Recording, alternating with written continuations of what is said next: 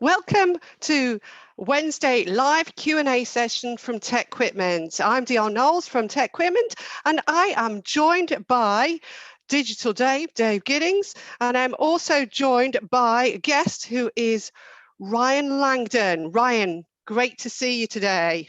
Nice to see you. Hello. You there? I can't hear you right now. I'm hoping that everybody can hear me.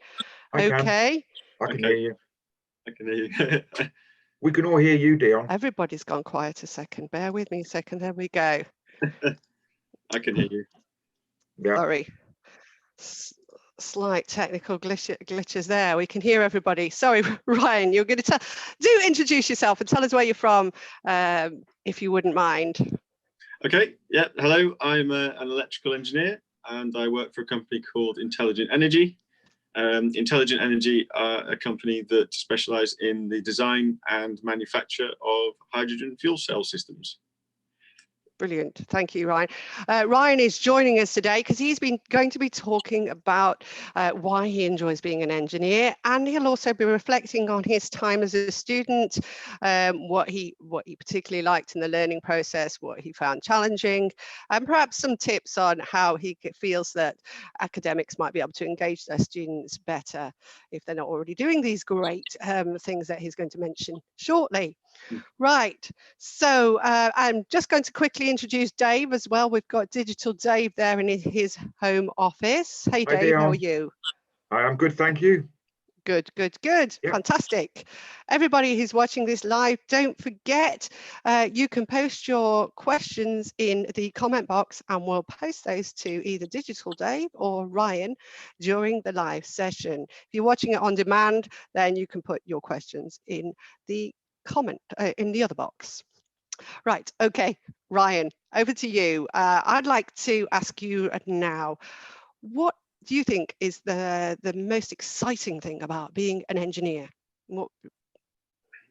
I think for me, the most exciting thing about being an engineer is when you're working on a project, be it on your own or in a team, usually in a team, and then the first time that you take your design and it's manufactured, and then you actually switch it on for the first time, and maybe second time, maybe third time, you actually see it working, and you get to see all of your hard work that you've been building up towards this point over the past however long, and you finally get to see sort of the fruits of your labours, and you get to see it working. So that's for me. I'm quite a sort of a target-driven person, and achievement-driven person. So seeing that happen and all of your ideas come together is really rewarding for me. So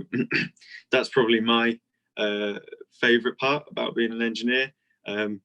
Obviously, that doesn't come around that often because it's only at the end of a project that you get that sort of feeling. But it really is worth a lot of the effort that you go to build in those designs and things. And yeah, it's very rewarding. I'm sure you've got lots of mini milestones, haven't you, where you think, oh yeah, okay, I'm trying to solve that bit of a problem, and it works actually. Yeah. I mean, everything that you ever design really is a sort of, it's not just one thing. It's a combination of a few different parts. So often you go into designs and you sort of say, oh, well, that part will be easy, but that part there is going to be really difficult, I think, and I'm going to have to think about that. So, even the easy ones, it's nice to solve, but the difficult parts as well, they're very rewarding as well. So it all sort of adds up. But yeah, there is nothing really that beats that final, all of it coming together. And as I sort of suggested, not necessarily first time does it all work. Like, a lot of people will say it never works first time, but you get there, if you iron out the issues and to see it there functioning as desired, then it's great. So yeah, really nice feeling that. Great, good. Thanks, Ryan. Well, I'm going to pop over to Dave now because we're just going to back and forth. Dave, it's your turn now to finish your biscuit and get ready. Technical questions now. Reminding everybody, you can post your questions in the comment box, and we will. I will put them to Digital Dave. First up, Dave, I'd like to talk about the static and dynamic balancing now in the Theory of Machines range. Tomorrow we are doing a Theory of Machines webinar. We'll be talking about the whole of that range at 1 p.m. BST, so that's an hour in advance of this time today. But before we get into that, can you tell me the difference between static and dynamic balancing, why we really need to know about it, and what you would, what piece of equipment from TecQuipment you would use to really begin to understand those principles? Yeah, sure, dear. Well, I'll answer your questions in no particular order. The piece of equipment is the TM1002, static and dynamic balancing. Why do we do it? Why do we make such a piece of equipment? Well, balancing in engineering helps to reduce any internal loads and vibrations that ultimately will stress metal. This will eventually lead to a component failure, and it could be a catastrophic component failure like a drive shaft or a prop shaft. Even the wheels on your car, they're carefully balanced. So just a few definitions, Dion. Statically balanced condition generally is for low speed, and dynamically balanced is for high speed. Okay. And engineers and students need to know the difference and the advantages of each one. Okay, each condition. So here's our TM1002 picture there. You'll see a horizontal shaft supported by two blocks there. That's a better picture there in a little video. Now, if that shaft is known as statically balanced, that means it will stay in any position without it rotating. Okay, so it's not connected to the motor. With those weights in a statically balanced condition, it will not rotate in any rotation. However, if we do a dynamic test on that shaft by connecting that rubber drive belt, we then spin the shaft, and so we are doing a dynamic test, a dynamically balanced test. Now, if that rotates at any speed without any vibration, then it's known as being dynamically balanced. So that's the difference between static and dynamic, and that's why we manufacture such a machine, Dion. How difficult is it to set this up? Not difficult at all. Just go back to that picture of the red blocks, and it will allow me to explain a bit easier. Yeah, not to worry. So very easy to do both tests, Dion. Fundamentally, a static test, you don't use the motor, so you disconnect the drive belt and you don't engage the motor button. Okay, and for a dynamic test, obviously you then reconnect that drive belt and you press the motor on the front panel, the non-latching motor switch.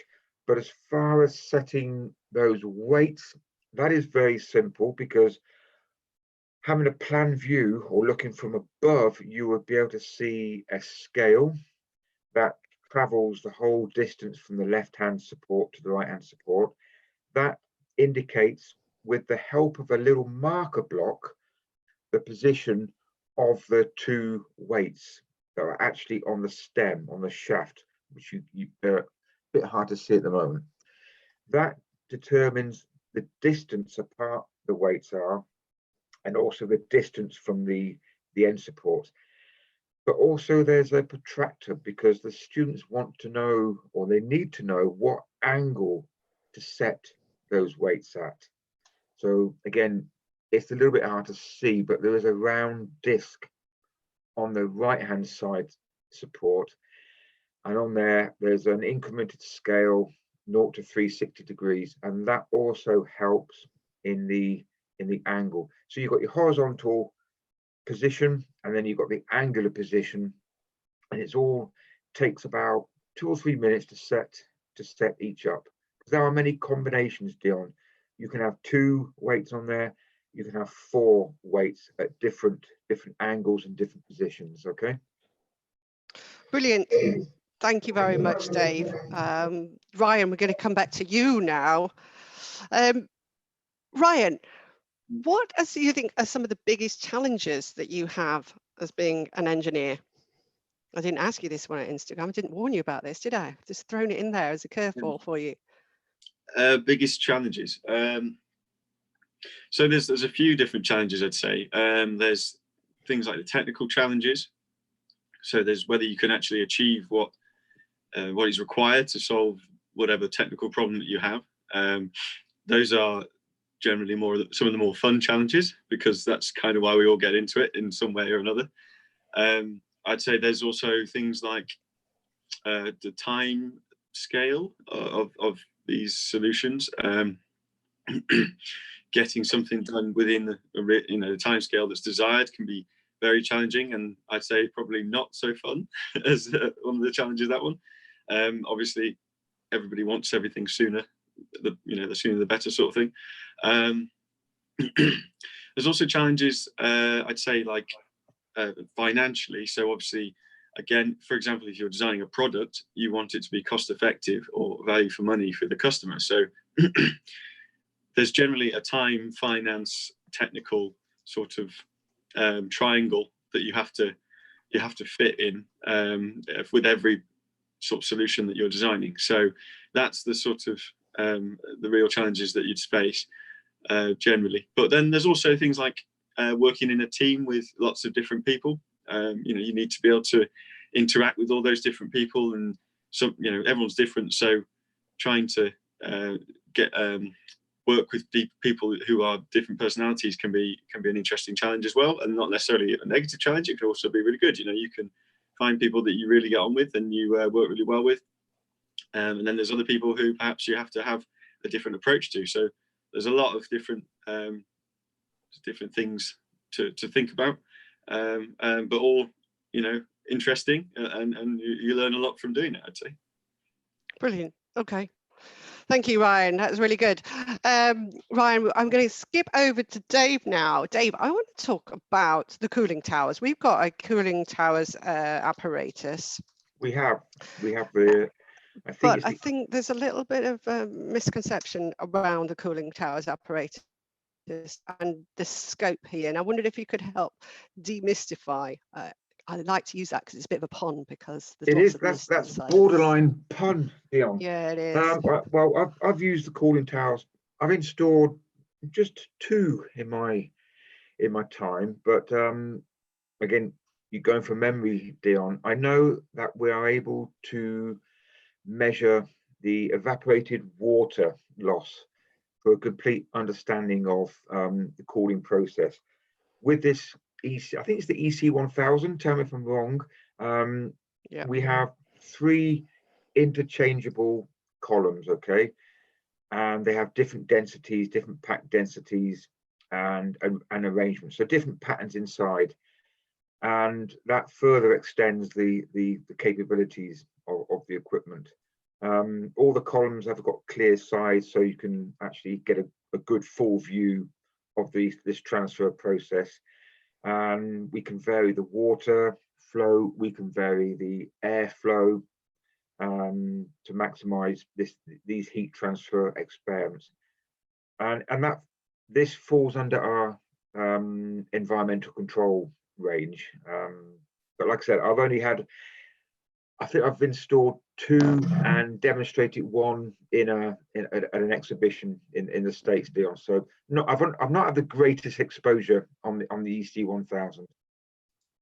Right, well, we have got a nice video there with Karen explaining the EC1000 cooling tower, if anybody wants to know more about the scope of that piece of apparatus. For some reason, my camera's gone very fuzzy. I do apologise. Yeah.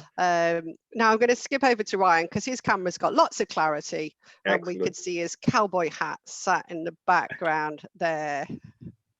Yeah. Ryan, right.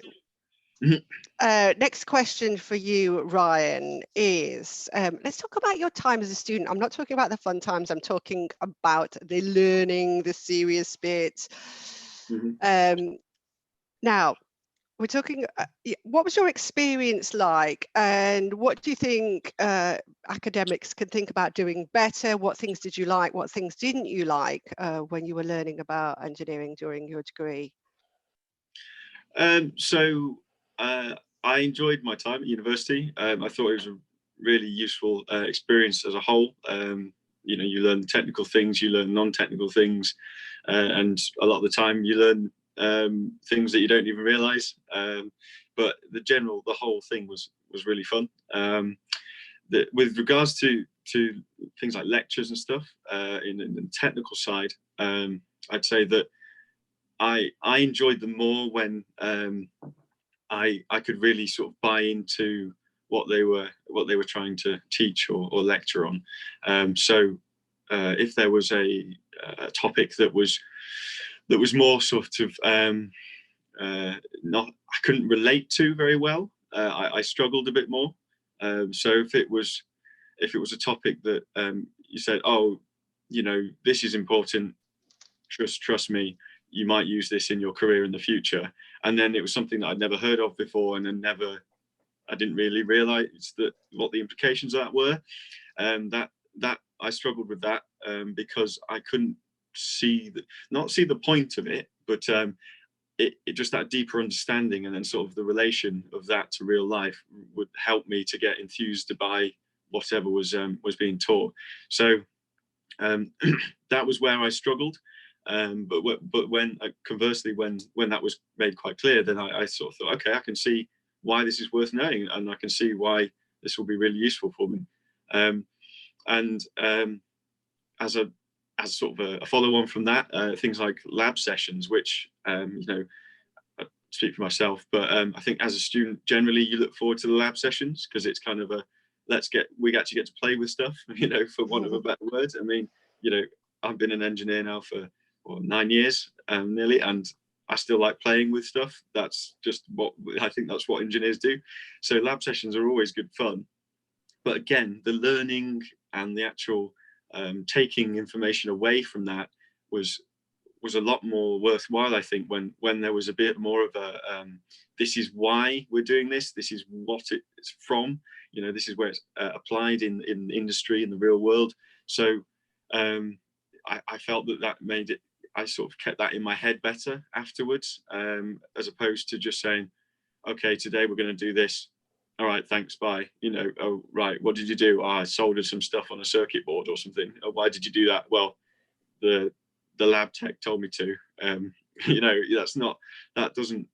That didn't work for me. But it was like, okay, so why am I doing that? Oh, this is because obviously so I did electronics. I should probably explain that. So I do we're making an amplifier here. Okay, what kind of amplifier am I making? Okay, making a Class D amplifier, for example. Right, so that is used in these situations rather than these more traditional amplifier situations. Oh, okay, so it works like this, it works slightly differently, this is important, blah, blah, blah, blah, blah. So you can sort of buy into, okay, this could be really useful for whatever application. So I found that was much better for me, and maybe I don't think I'm alone in that. I think a lot of people like lab sessions, and that's why, because it gives a bit more of that. So that would be sort of my, I guess, message to academics. If you can get the students interested in why, not just what, I think that really helps them to take it away, and also, it helps them to apply it later on, I think. Thank you, Ryan. Really useful tips there for academics to take away. I'm sure many of them are already looking at those, but for those that are looking at building more, perhaps how do they do this remotely as well? Many are remotely teaching at the moment. How do they incorporate the why into what they do?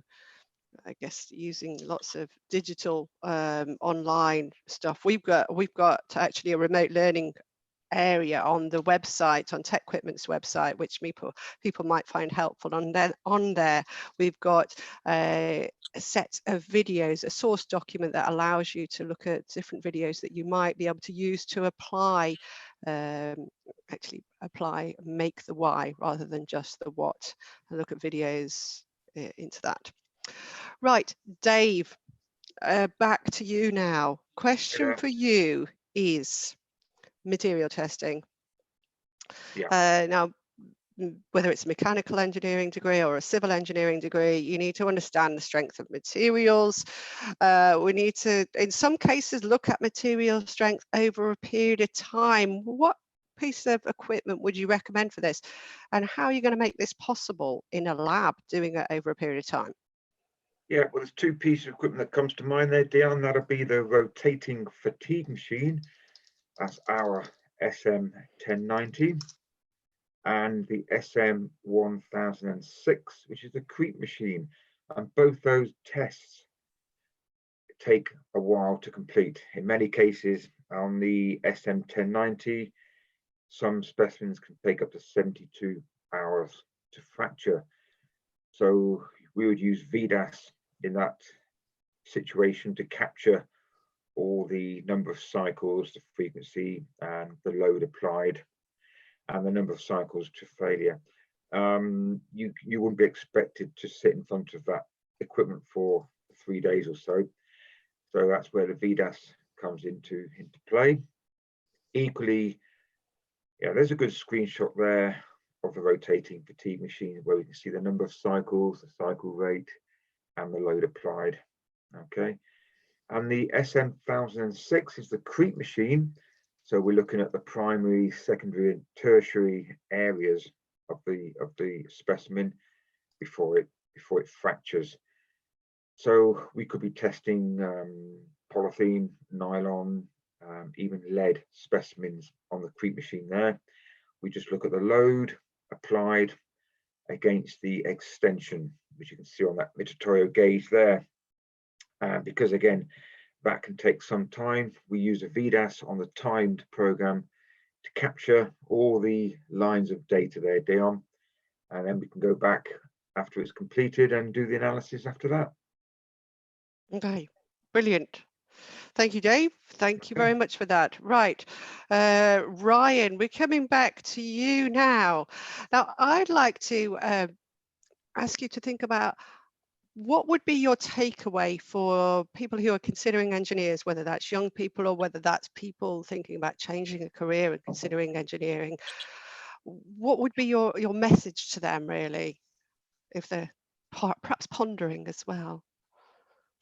I think I'd probably say that don't be afraid to try engineering, no matter what your sort of your character or your strengths are. So you're always going to need some sort of technical ability, but it's not all about that, and forget about everything else. So there's various strengths that you can use in different ways. I mean, every project team is comprised of lots of different personalities. So not necessarily the sort of stereotypical nerdy guy who just sort of keeps himself to himself and sort of doesn't talk to anyone but does the design work, and then there you go, at the end there's your finished article. That just doesn't work. That's not how it is. There are people who are more they work better on their own and they do the sort of detailed design work and that's their thing. Absolutely fine. But there's also the people who are perhaps more leaders who get things moving. They sort of their enthusiasm comes through and drives projects forward. There's always going to be some sort of different roles within the group. So whether it's like official roles like a project manager, or unofficially you sort of potentially could take the lead and lead the project in the organization and things. So there's a lot of different roles to be taken up within a project team and to get the job done. And it takes all kinds of people to get there. You can't just have all of one sort of person to finish, because for one, they will clash as well. If everyone's the same, then everyone's going to have their own ideas, and it's not necessarily going to gel together. So it does take all kinds. So I think as long as you have sort of key aspects of some technical interest and knowledge, probably a bit of team working ability, and maybe some attention to detail as well. But again, there'll be some people who are very detail, some people are very detail heavy, some people who are not so much. So there will be that bit of variation. But you know, as long as you have an enthusiasm for it, I really think that you can have a good go at it. And why not? You know, it is fun, and the rewards I was talking about earlier, when you see it working, when you see customers using your designs and solving these problems, and it's just, yeah, it's really good. So, you know, that feeling you get is really worth it, I'd say. And earlier, Ryan, we were talking about maths and the amount of maths you do in your everyday work, and whether some people will think being an engineer, you're going to be heavily into maths, and that might be a barrier to some people. What's your perspective on that? From my personal experience, that's not the case for everyone in industry. So there will be some people who are professional engineers who do the heavy maths. There's no getting away from, some people will have to do that, but definitely that is not the case with everyone. I do use maths, but not anywhere near the sort of stuff that I was learning at university. You know, third order differentiation and things like that. Day to day, I just don't use it. I don't have a need to in my role at the moment. I'm sure I could, you know, do a bit of revision and get back on it if I had to, but you know, it just doesn't really come up day to day. And I think for the vast majority of engineers, that is the case. It certainly isn't a sort of day in, day out skill that you will always use. It may be a case of, oh, on this project, I'm going to have to go dive into the maths a bit more, you know, maybe. But again, it's playing to your strengths. If maths isn't one of your strengths, but you've got that sort of get up and go and enthusiasm to do project work and get projects done, you'll always find a place for yourself, I think, in projects, you know, and determination and enthusiasm, or technical ability and attention to detail, or you know, maths knowledge. You know, these are all different aspects that are useful in their own little way, but they're not. No one thing takes over everything, I would say. So, yeah. Brilliant. So whether you're good at maths or whether you're not so good at maths, engineering still could be for you. Mm-hmm. Yeah. Right. Lovely. Thank you, Ryan. Dave, now I want to talk about, if people are coming out of lockdown and measures are being relaxed, maybe academics, lab technicians are heading back into the labs. They're starting to think maybe about how they can create videos to help about practical teaching on the apparatus for the students to watch at home. Maybe we have got a video to help you with that. But if they're going into the lab, maybe they didn't have very much notice before they could leave the lab, and the university gave them 24 hours notice, and they haven't been able to do the full clean down of all their equipment. What are the top tips for the different rangers in terms of going in, solving problems that you would give them as they return back to their labs? Yeah, so if the equipment was decommissioned rapidly, then to get it recommissioned, we need to be looking at the condition of, for example, exposed threads. So on the benchtop tensile testing machine, for example, you need to get all the threads lubricated. Likewise for load cells, if they've been left loaded up, things could have stretched. Get those into the relaxed state. Just make sure all the thumb wheels turn okay. In the fluid mechanics, we need to be making sure that there's no residue or any tide marks in the reservoirs. Equally on the pumps, so be it the modular fluid power or the centrifugal pump or series and parallel pumps, make sure there's no tide marks or build-up of sediment or lime scale. So just recommission those pumps, prime the pumps, so pour some water in, make sure the bearings are still smooth and there's no flat spots on them. Also in the material testing and the theory machines, again, make sure any exposed metal work hasn't perished a little bit in the 2 or 3 months that it's been left. Just get some light oil, a bit of grease maybe. Just make sure everything is working and sounding good as well. Yeah. Okay, right. Very good. And if they, if they have got a problem, they had to leave quickly and things are seized up, and what would you be recommending? Good bit of, Well, elbow grease, put a little bit more force into it, or are you saying, look, hold no, back, no, be no, no, no, gentle, and no, go easy, go easy on it. But if in any doubt, contact customer.care@, and we'll talk you through the individual equipment that they may be concerned about, or just want to take precautionary tentative steps to getting it back up to speed, literally. Okay, the best contact us, but as a rule, just make everything is lubricated, cleaned as well, dust free, just sort of thing you do in your shed if you left that for 3 months. right, okay. Remember what you do with your shed. Yeah. Right, all right. Just as if you do want to contact customer care, you can either email them at customer.care@techquipment.com. We also have on the contact page a product support area form that you can fill out there as well, which will direct straight through to our customer care team.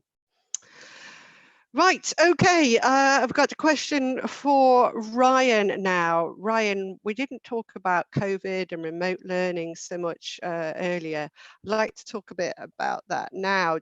How do you think, if you were a student during these times, that you'd be dealing with the situation, and what do you think you'd be expecting from your academics to help you?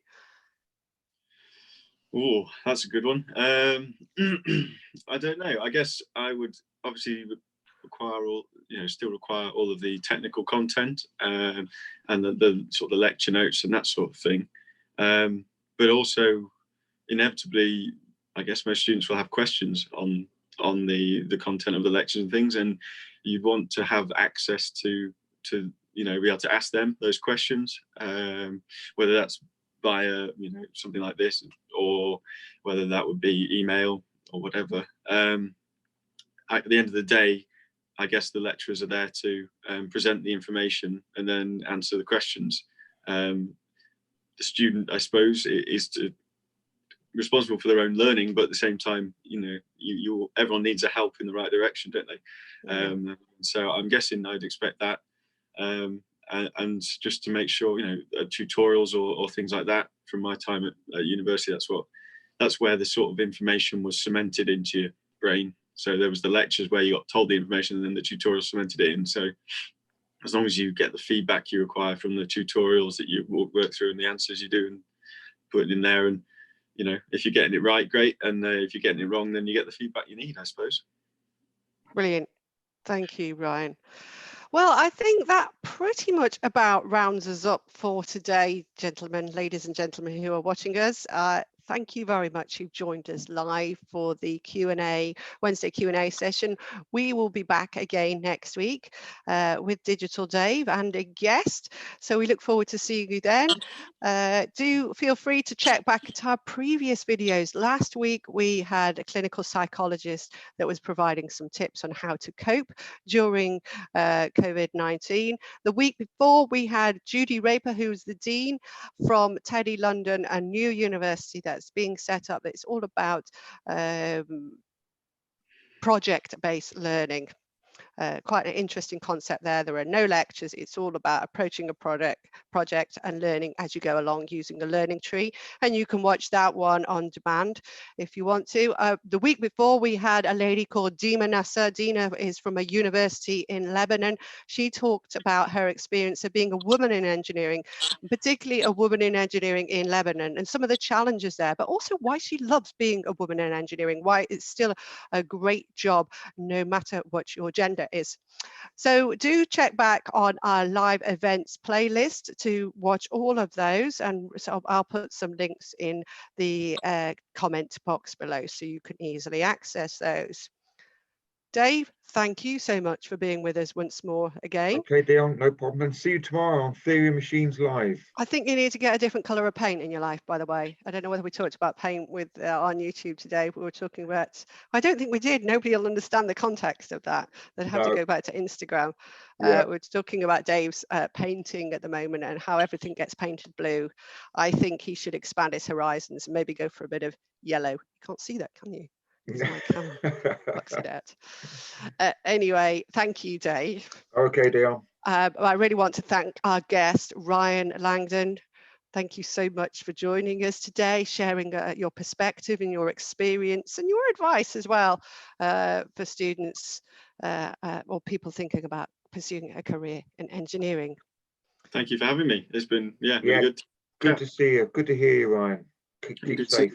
Yeah, and Leon, thank you very much. Yep. So stay safe, everybody. See you again next week. Thank you very much, and goodbye. Bye now.